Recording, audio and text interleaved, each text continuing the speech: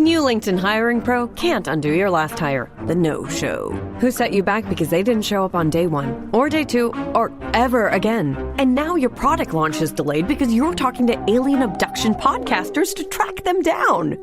But LinkedIn Hiring Pro can help make sure your next hire sticks. In fact, businesses who use LinkedIn are 24% less likely to reopen a role in the next 12 months. Hire right the first time with LinkedIn Hiring Pro. Post a free job today at linkedin.com/quality.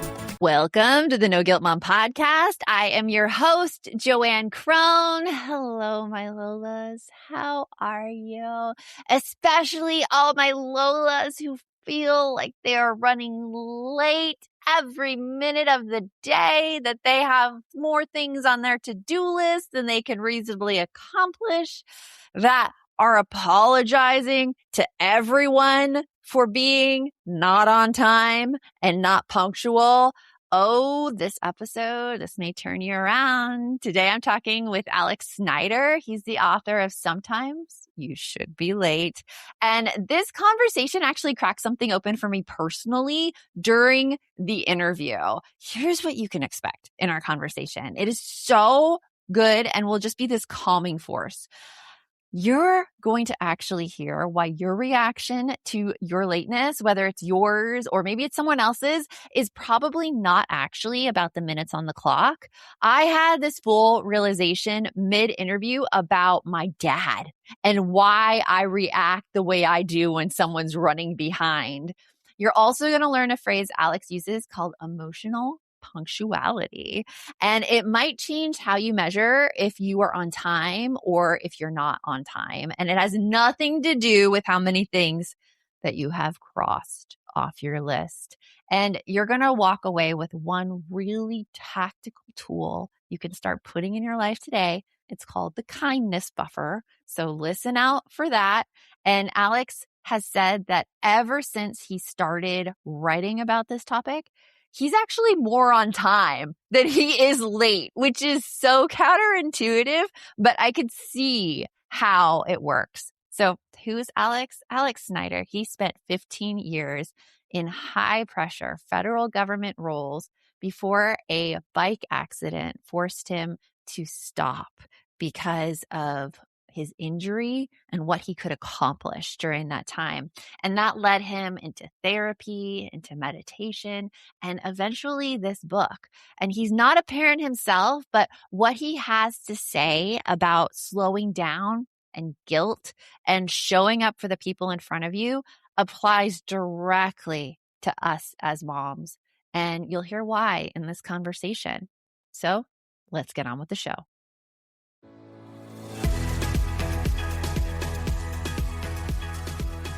Welcome to the No Guilt Mom podcast, Alex. I'm excited to have you here talking about rushing and maybe allowing yourself to be late, obviously allowing yourself to be late based on your book title. And I can't wait to get started into it. Thanks, JoAnn. It's a pleasure to be here. So you start your book with the moment that you're dropping off party decorations at a friend's place on his birthday and he offers you tea and you say, I'd love to, and then you rush off anyways. That is something that I think I have experienced like so many times with people saying like, oh, do you want to just like stop in, and always making the excuse like, oh, I have somewhere to be. What was it about that morning that made you think I need to write a book about this? Well, it's interesting because that moment, the title of the introduction is I Should Have Been Late, or something like that. Yes. And so it was this moment that just felt so familiar of, on one hand, I have this task-oriented brain. I got these 6 things to do today, and this is just one of them. Mm-hmm. And also this relational brain that says, what is this moment asking of me? And this is a time to connect with a dear friend on his birthday. And in that moment, the task-oriented brain, that part of me just won over. And it stuck with me because when I got to the next thing, and maybe this is familiar in your experience, my story was, oh my goodness, I need to like drop off this thing and get to the next thing because I can't be late to that thing. And when I got there, they were running late. And so this whole story of I can't spend 20 minutes with my friend was a total fiction. And it was this fear story that was created in my mind. I think that fear is really happening to so many of us. I have it as well. I feel like I push off things. I mean, just this morning at the gym, I take this group fitness class called GTX. And so I know the coach, I know the instructor, and I had this question for her about my running, but I did not want to stop and take the time because I felt like I had limited amount of time to get ready for my 8 a.m. meeting. But it's not just like taking the time that I think a lot of moms experience this. Oh, I could just like stay here and rest and relax and talk with people, but I shouldn't do that because my kids need me. And there's this fear of like these imagined events that we create that we shouldn't stick around and take the time for. It's something that's very delicate and very complex. Okay. And so whether you're a mom or just a human navigating this world, there are tasks to do. There are real things that draw our attention, that need us to be a certain place at a certain time. And this book, the title is Sometimes You Should Be Late. And it's not the book that will tell you that time does not matter, that obligations don't matter, that responsibilities don't matter. And we all have these moments when someone's inviting us, whether that's a friend is like, oh, hey, like I know we just went to the gym class, but do you want to grab a smoothie afterwards? And there's this part of us that's like, on one hand, like, oh yeah, I want to. And this moment is right in front of me of connection and availability. And I imagine with kids, it's a very similar thing of like, oh my God, my kid is like being really cute and telling me about their dream. And we got to get to church. Mm-hmm. And so this book is really about slowing down enough to actually make a choice in those moments, to honor that there is doing, that there are things that we have to arrive at, and that punctuality can matter. But it's also about recognizing what the moments are calling us for. That's sort of the story. And like I say pretty early on in the book, and this is particularly fitting because I'm certainly not a mom. As you can probably tell, I'm also a man. Yes, of course. Yes. And so it's the beautiful part of my book. I call it Sometimes You Should Be Late. And I have no idea when you should be late, both in general and in the specific moments of your life when something in the present moment might be calling for your attention, as well as something more in the action-oriented to-do list. And the book is really about slowing down enough to actually make a choice, not just to fall back on these reactive patterns of guilt, perhaps given the subject of your work, but also stories around how people are going to think about us, how we think about ourselves, these patterns of self-judgment. I had been pretty successful in like the public service world, high performing, sort of tackling to-do lists and being efficient, and having that be the dominant way I thought about my life. And then when I had a bike accident that literally made me stop, take time off work to heal, recover, it also did something really important, JoAnn. And it made me stop and realize the things I'd been rushing by in this quest to be productive, to be efficient, to perform well, to have people see me as someone who responded quickly to emails and wrote efficient memos. I have that thought process. Yes. Yeah. And for me, what it stopped me to say is, what am I missing when I'm just focused on the doing? And the example of like my friend and like inviting me to tea is a small kind of fractal of this larger question, which is, when we're so focused on being on time, being efficient, being productive, what are we missing? That's a good question, because you also said that like the forced pause helped you see your frenetic pace as a form of avoidance. Like, what is that? What were you feel like you were avoiding? Yeah. Yeah, even just hearing that now, it kind of brings me back into that 20-something that was rushing so fast and being responsive to email. And I have these memories of like being with loved ones, my mom in particular, who lives in Washington, D.C., where I am, and literally answering work emails while we were together. And what I was avoiding was this feeling of my productivity is my self-worth. Whether my boss likes my memo, whether my friends enjoy my dinner party, that was about who I was and what mattered. And the problem was I was focused so much on what I was doing, the task. I attended my friend's happy hour and supported them. Check. I responded to my boss's email. Check. I hosted the meeting. Check. And I didn't focus too much, certainly not enough, on how I was being in those meetings. Was I recognizing the colleague that was being kind of quiet and asking them for their opinion? Was I on the way to that meeting, the intern was asking a question, and did I make them feel like I did not have time for them? And so when I had this forced pause, that's a term I use in my book, it helped me remember, or at least kind of recalibrate, like what actually matters. And I know many people in my life who having children has been their own forced pause. I read about a mentor of mine who was working with me at the State Department. And when she had kids, it made her radically reprioritize her life, from working extra hours to finding ways to reprioritize and decide what things were not urgent. We lived in this culture of like, everything is urgent. Our work is so important. If this memo doesn't get sent today, then the whole world's going to fall apart. And she paused long enough to question that, to say, no one is going to die if this memo doesn't get out. Like, go home and spend time. Growing up, nobody in my house ever talked about money. I'd go to the bank with my dad, but when it came to my own spending, I never had a number, no budget, like no boundaries of any kind, just guessing. And honestly, money has scared me ever since, and it still makes me a little bit anxious sometimes. That's exactly why I started using Monarch. For the first time, I could actually see everything in one place. And I found out almost 15% of our income quietly going to stuff like I couldn't even name, nor could I remember what was purchased. Now I know where every dollar goes, and that anxious feeling has finally started to ease up. My favorite part is the AI weekly recap. It's like having a little financial advisor in your pocket, minus the judgment for my last Target run. Write your own money story with Monarch. Use code NOGUILT at monarch.com to get your first year of Monarch Core half off at just $50. That's 50% off your first year at monarch.com with code NOGUILT. If I got a notification every time my kids spent money, mine would just be daily fried chicken order confirmed from a different place every single time. Funny aside, that's exactly why I like Cash App's managed accounts for kids ages 6 to 12.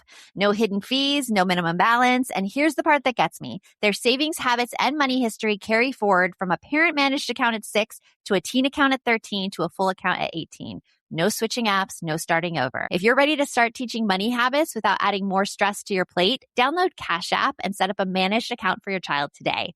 For a limited time, new Cash App customers who are parents can use our exclusive referral code FAMILY10 to earn $10. Download Cash App, enter the referral code in your profile, send $5 to a friend within 14 days, and you'll receive $10. Terms apply. Cash App is a financial services platform, not a bank. Banking services provided by Cash App's bank partners. Prepaid debit cards issued by Sutton Bank, member FDIC. Cash App Visa debit flex cards issued by Sutton Bank, member FDIC, and the Bancorp Bank N.A. pursuant to a license from Visa USA Inc. See terms and conditions for the Sutton prepaid card, Sutton debit flex card, and Bancorp debit flex card. Savings and offers provided by Cash App, a Blancake brand. Parents and legal guardians can open a managed account for kids 6 to 12. Visit cash-app/legal/podcast for full disclosures. Hey, I wanted to share a new children's album with you. You have to check out Magnificent by Lachi. In case you're not in the know, Lachi is a Grammy-nominated musician and author whose work focuses on inclusion and helping kids feel confident in who they are. It's one of those albums that feels as good for parents as it does for little ones. Magnificent is full of playful, feel-good songs that celebrate self-expression, imagination, and those everyday moments you'll recognize as a parent. It's the kind of music you can put on during the morning routine, in the car, or or when your child needs a bit of calm. There's a really gentle message running through the album around confidence and emotional well-being without ever feeling heavy or lesson led. Just catchy, thoughtful songs that kids can connect with and that you won't mind hearing on repeat. Magnificent is streaming now on all major platforms, Spotify, Apple Music, wherever you listen. If you want to check it out, just hit the link in this episode's description and it'll take you straight there. With your family. Yeah, it's so interesting you bring that up because just this morning, recently, Vice President JD Vance, he had a baby. And this morning is talking about how he is not taking any parental leave as a father for it. Just saying that this job requires so much. It doesn't like allow for any pullback. And reading that, I see it also as something that is repeated in our culture. I see it in like myself when I'm like working so hard and my kids like want to go somewhere and I'm like, I can't, I'm working. Or my husband, who also has a very like high pressure job and he has a hard time stepping back because that is the culture. How do you reconcile that where you have this culture around you that is all about productivity and hustle and you have to get it done to wanting to be different in those moments? It's a really hard question. It And is. it's why the subtitle of my book is The Quiet Rebellion of Slowing Down. Because It's a rebellion, right? We are certainly in a fast moving current of more and faster, and we don't have time to take parental leave. And there's a couple of things on that example I wanted to bring up because I'm actually curious how it lands with you. What is the role of a leader? Whether that's a vice president, CEO, a team lead. I have a lot of feelings about this, Alex, because I see the role as a leader being the example for everybody else and who sets the entire company culture. I mean, Exactly. what is it for you? And that's exactly what I was getting at is your role, even as the vice president, just to frenetically do and to be productive in a traditional sense? Or is it about modeling that, yes, this work is important, and also being present for the future generation, for an important part of my life is also there. And I think every single parent can relate to this idea of those years you don't get back. Absolutely. So that's the first thing. And there's a second thing I wanted to introduce here is this fiction of work-life balance. That there's a set number of hours in the day, and every single moment we spend with our family is an hour that we're stealing from work. And what I have felt in my life, and I don't have kids, I do have a dog, and I do have a lot of deep friendships and family that I nurture, is that when I spend time with these people and actually be present for them, I'm actually better at my job because I have better clarity about what matters. I'm grounded and I have this joy and this fun. And so this idea that if you don't spend time with your newborn child, you're not being this beautiful hero who's like saving the world. You're actually, I think in my mind, you're coming away from the sense of the values of what matters. And like the nurturing, the care, and that sort of like that feminine energy, I think our leaders need that more than ever. I think they do too, Alex. I love the examples we're seeing of leadership right now, both in, the American government. We're seeing senators and representatives, women bringing their babies on the floor after they've just given birth and showing that example. And there's also, I believe it was somewhere in Europe where one of the ministers came and her baby's attached to her and just showing that, hey, family is important. This is how I could both show up in the role here and also be present for family. But there's also a certain sense that you're like, okay, like, why aren't they given the time either to take off and be with their families? Why do you need to bring a baby? Like, the circumstances around it and the culture around it saying that you cannot take off or take time away, else you will somehow not be doing your job is just crazy. And it's actually something My book is not about punctuality. Mm-hmm. It's about how we move through time and use the short amount of time that we have on this planet to live out our values. Right. And one of the big things that I try to take on in this book is this imagined future where we exercise our values. And I think in workplaces, it's like, I'm going to project manage towards this thing that really matters and work towards this thing in the future. Mm-hmm. And what happens with that mindset is we ignore the moments of ways that we can love one another and care for people right in front of us. And I write in the end, I share a quote about it might be the best thing that I can do for the future of this planet is to be present for my children. I completely agree. And you use this image of a horse wearing blinders. What does this have to do about being present and being late? And how does someone recognize that they've got blinders on? Mm. Yeah, thanks for bringing that up. And I want to make sure I capture the nuance here. One of the things I love about your work, JoAnn, is that it's about this practice of self-compassion, of understanding all the pressures and constraints. Mm-hmm. And so when you're a horse, so pulling a carriage or in a horse track, they often wear these blinders. And the purpose of those blinders is to block out other distractions in their peripheral vision so they can focus downrange on walking down the right pathway or running down the track. And it's a very deliberate thing. It's trading off awareness of what's around you for this focus down the road. And whether you're a mom, a leader, there are things down the road that call for our attention. The problem is our brains, when we're focused only on that, we miss out what's around us.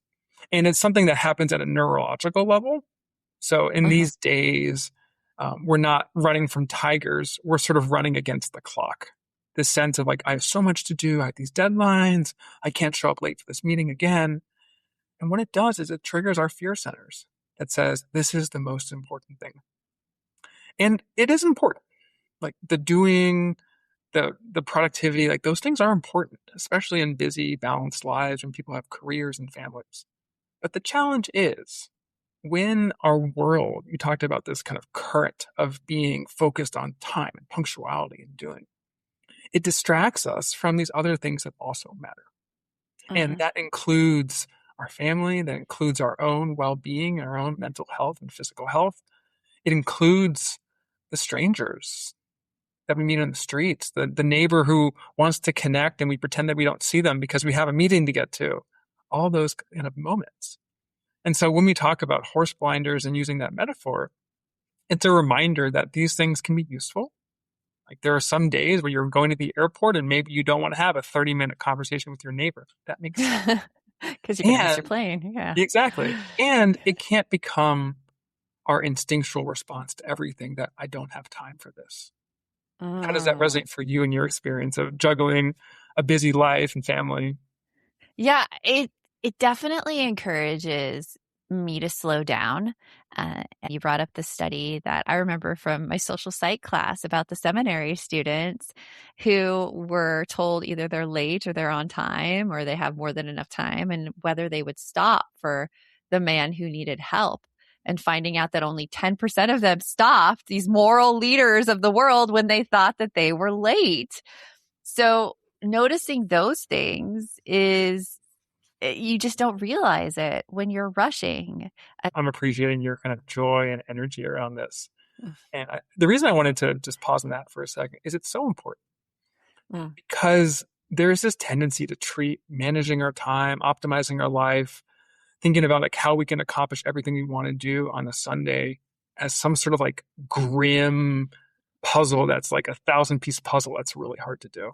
And the kind of the joy and this spirit of let's be alive for life is something I hope to invite through this book. And I just wanted to note that you're really bringing this conversation. So thank you. Bring the joy. Thank you. Thank you for saying that, Alex. Yeah. So Birdie is kind of my example of the Good Samaritan study that you mentioned. It was before a busy day. I think it was a Saturday, and I was going for a run with my dog. And I had just entered a trail. My dog was off leash, and she ran by this kind of disheveled guy and he started yelling. And it was one of those moments that I think many of us have. It's like, is this a mental health issue? And just like, okay, let's go on. But then as he was yelling, I could feel his voice kind of breaking. It wasn't just like a straight yell. There's something that was there behind it. And so I actually stopped and I saw that this guy was actually crying. And so I stopped running. My dog kept on going. My Apple Watch said, "Hey, you stopped running. You should keep on running." There's so much shame attached to those Apple Watches, by the way. Mine tells me that all the time. If you want to like stop rushing, Apple Watch is not the answer. Absolutely. And it's a great example of like technology literally saying like, you said you'll be running, you're not running. What's wrong with you? And it wasn't to the horse blinders thing. It wasn't aware of like what was around me. It was agnostic to the people that could need attention. And it was a moment where I was able to say, "Are you okay?" And he was like, "No." And he was talking about his addiction and how his father had sort of basically like kicked him out of the house. And it was a moment where I didn't do anything heroic, but I gave him my attention and listened to him and had a chance to be present for a moment of my life that I could have very easily run through. And I directly credit sort of the process of writing this book, my practice in meditation, my kind of forced pause bike accident that caused me to slow down, to help me ask the question in that moment, what was life asking of me? What was the values aligned choice? Was it to blindly move forward and just finish my run and get on with my life? Or was it to be available to what the world was asking of me? And I'm imagining whether you're a boss, whether you're a mom, those moments are omnipresent. Is it about saying, "Hey team, we're going through a big change. We just got to get through it. Like, any questions? Okay, no, good, great." Or is it, "Hey guys, I know this is challenging. Like, how are people doing?" And allowing for that pause and allowing for that feedback that I feel like a lot of us gloss over, not out of any meanness or any malicious thoughts or intentions, but rather there's almost this fear of taking time, this fear that we're preventing people from being somewhere else that make us do those things. Totally. And it's interesting. Time is inherently relational. If you're like Tom Hanks in the movie Castaway, where you're on an island by yourself with a volleyball named Wilson, time doesn't really matter. And because we live in this world where we're trying to coordinate, whether that's a project at work, whether that's meeting friends for a play date, like that's where time comes in. And in my book, there's actually 2 chapters that are about waiting. So not like being late, but actually waiting for someone else. And I think they're really important chapters in this larger conversation about how we go through time in a way that aligns with our values. And the reason is, when we make a values aligned choice to stop and be present with someone who needs help, whether that's a homeless person, whether that's a family member, there is part of us that's, wondering about that other person and what's happening for them in their life. You know, it's possible that they're running late too, and you send them a text saying, "I'll be 10 minutes late because I needed some extra time." And they're like, "Oh my God, thank you for doing that."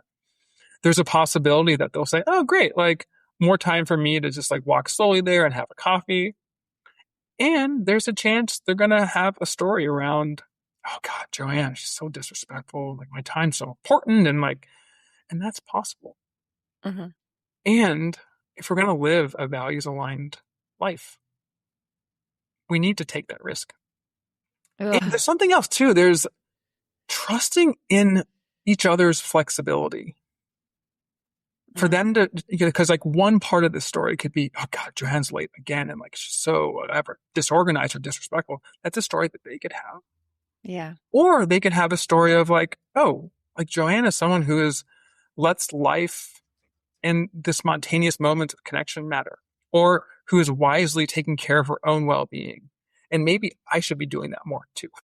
A new school year means new opportunities for positive change, big or small. My son is starting 8th grade, and I could not be more excited for him. He's finally the older kid at junior high, not a Sevi anymore. And he's trying something totally new this year, art class. I have no idea what he's going to think about it. And honestly, that's my favorite part of a new year, watching him figure out who he is. If you're looking for a new path to help your child succeed, there's still time to enroll in K-12 powered online schools. K-12 offers tuition-free accredited online public education for kids in kindergarten through 12th grade, built around your child's own pace with dedicated teachers giving real-time support. It's not too late to enroll for this fall. See how K-12 powered schools can help your child thrive this year and beyond. Enroll online today at k12.com/ngm. That's the letter K, the number 12.com/ngm. k12.com/ngm.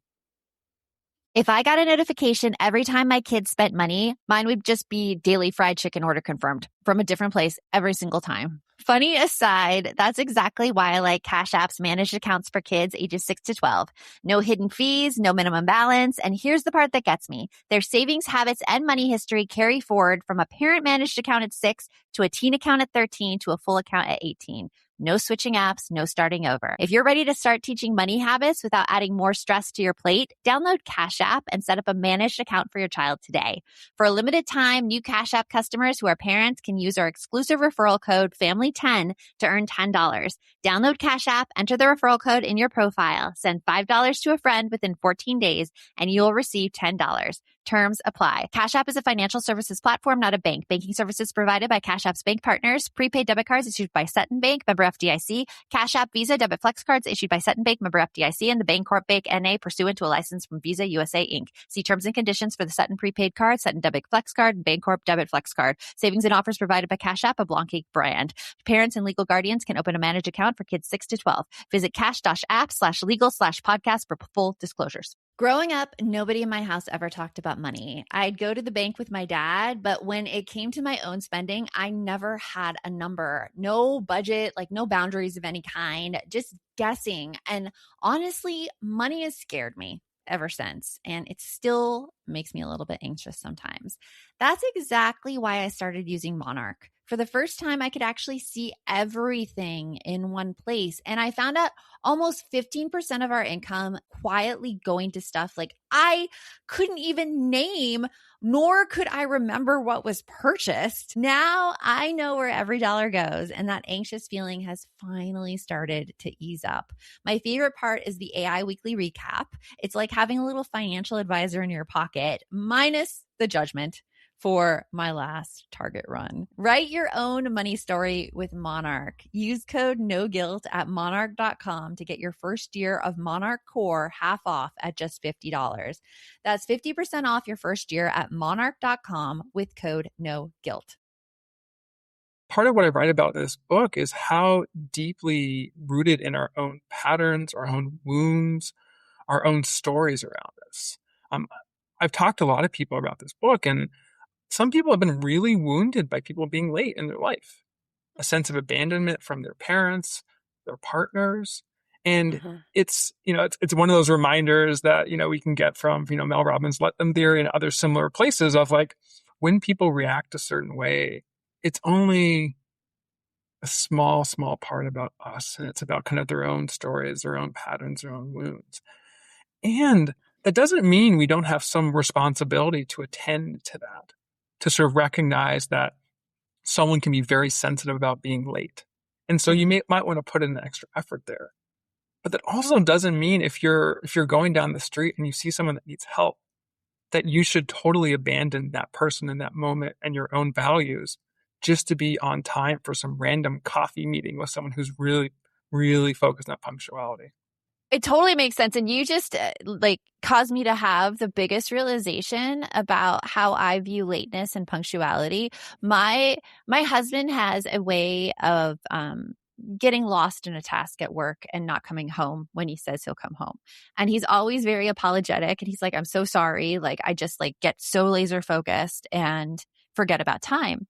And I'm like, why am I so upset about this? I just had this vision when you said wounds of me as an elementary schooler waiting for my dad to pick me up and him being late time and time and time again. And I remember this fear I had during that time, being like, has something happened to him? Where is he? And I'm like, oh, I have a little wound there about lateness that is probably affecting my reactions today. So I want to thank you for that, because I didn't even realize that that may be what's happening in my own life. And I bet a lot of people out there listening are thinking, oh my gosh, maybe they have a wound too that is causing them to perceive lateness differently than actually being intentional and, valuing their own time and themselves. Yeah, I just noticed as you were sharing that JoAnn, there was a little bit of like emotion kind of coming through me, my body, my face. And I think the origin of that is like what you're doing in that relationship with your husband is you're bringing awareness to your own patterns, to your relationship with him, and you're able to have choice.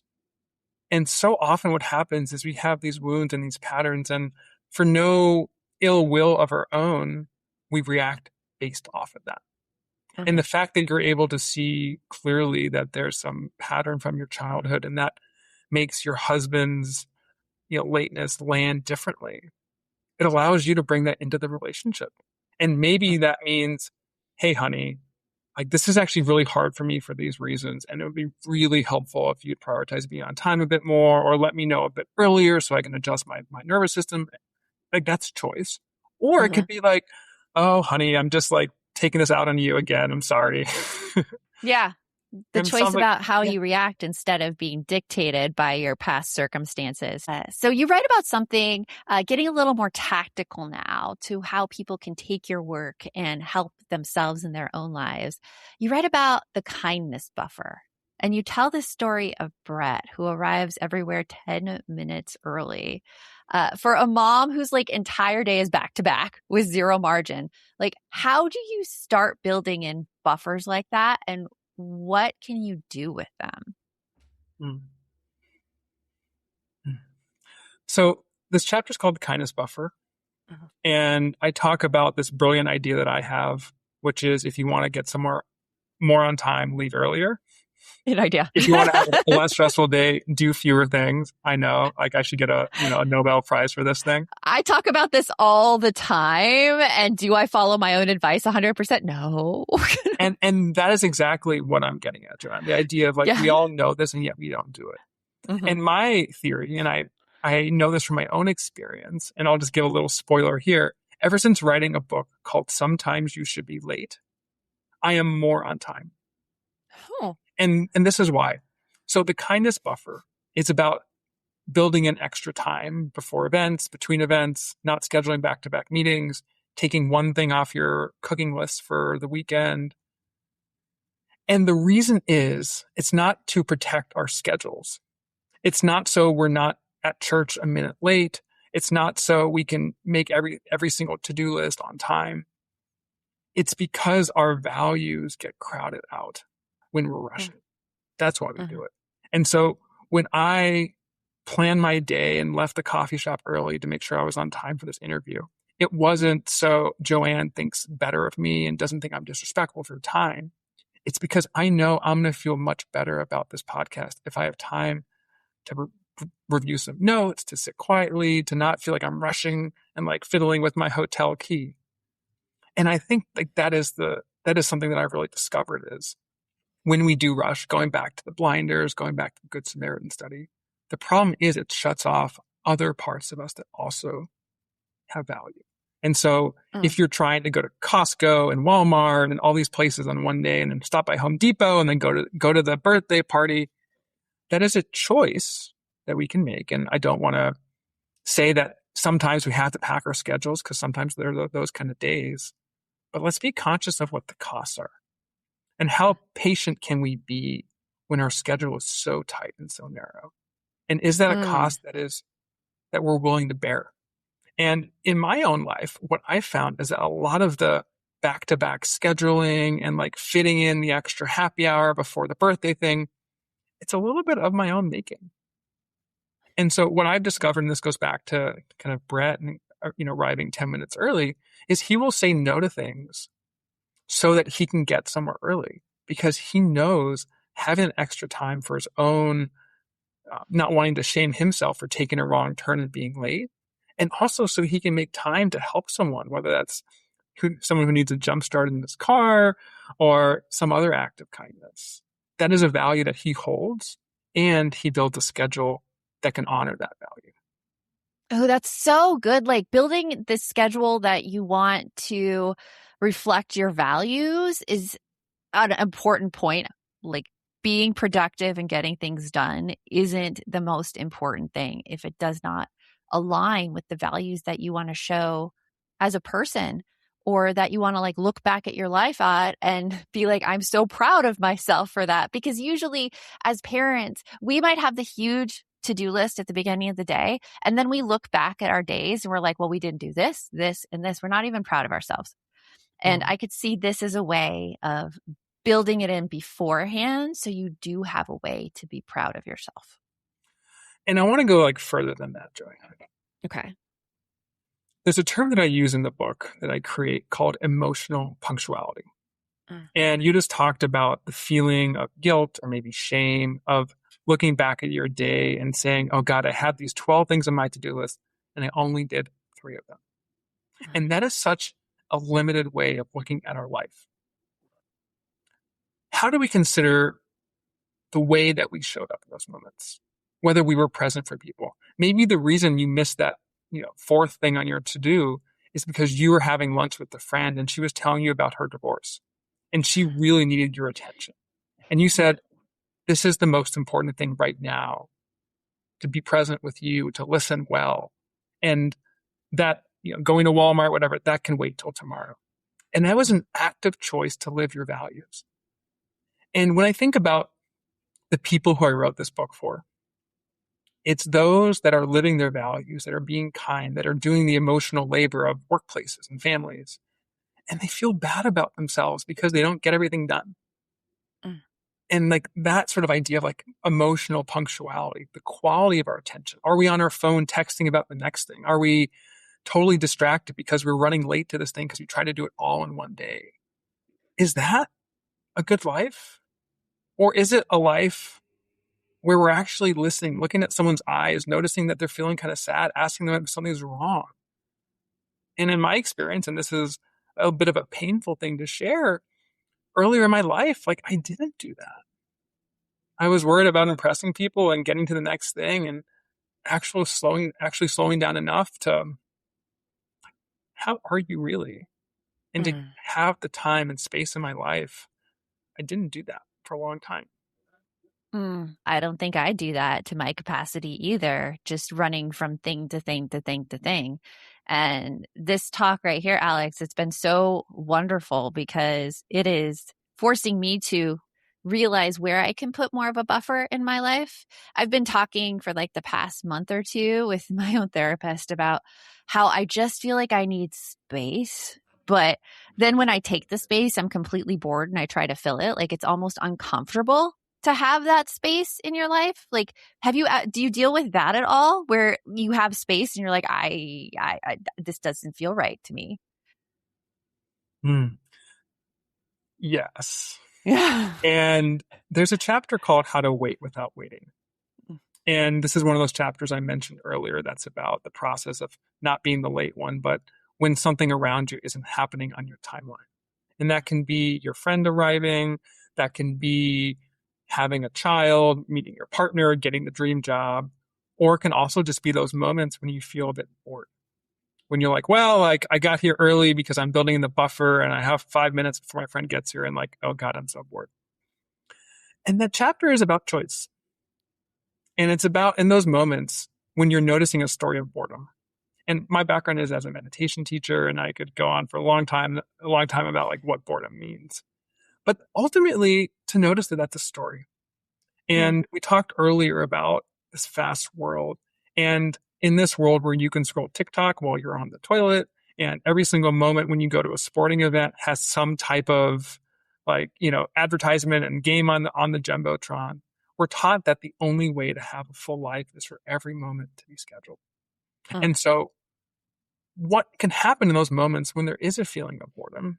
You can acknowledge it. You can acknowledge that there's part of you that feels like it's unproductive, that maybe there's some guilt about things you could be doing, people you could be caring for. And we can also access other stories of this 5 minutes of just taking a few breaths, saying hi to someone is actually going to nourish me in this next moment. So, perfect example, before this podcast, I got to my computer, had my mic set up like about 5 minutes beforehand, and my mind was drawn toward, well, there's some more emails I can set up for my book tour and send these things. I was going to go there. And I just instead decided to be bored. Yeah. It's like your mind needs space. And I love that because I'm constantly pulled with I have 3 minutes. I need to go and be productive here with those 3 minutes instead of just breathing and relaxing. And something I've really appreciated from you during this interview is that I notice when I ask you a question, you take a moment, you have a deep breath that comes in and you let it out. And seeing that in you let me do the same. And it gave me permission to stop feeling like I had to be on it each and every second of the interview. So I thank you from that. I've learned a lot from you during this time, Alex. That's so generous. And yeah, I also want to honor your energy. Clearly, you're like a very creative person. You bring these ideas from different places.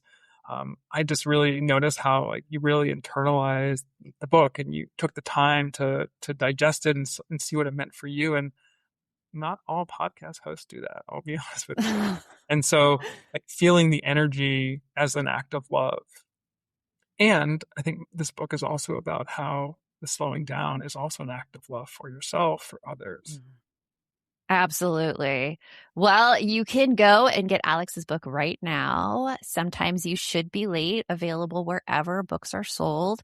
Thank you so much, Alex, for joining us here today. It has been an absolute pleasure.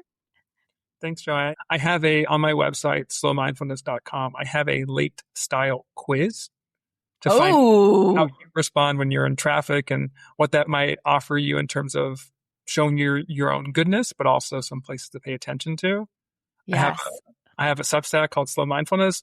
And then the last thing, because this is a podcast about community, about being not just alone in this, is I actually have a book club guide about how to bring these types of conversations about in families, in relationships, into places where we live them, whether that's a book club, whether that's your workplace, or even in your family.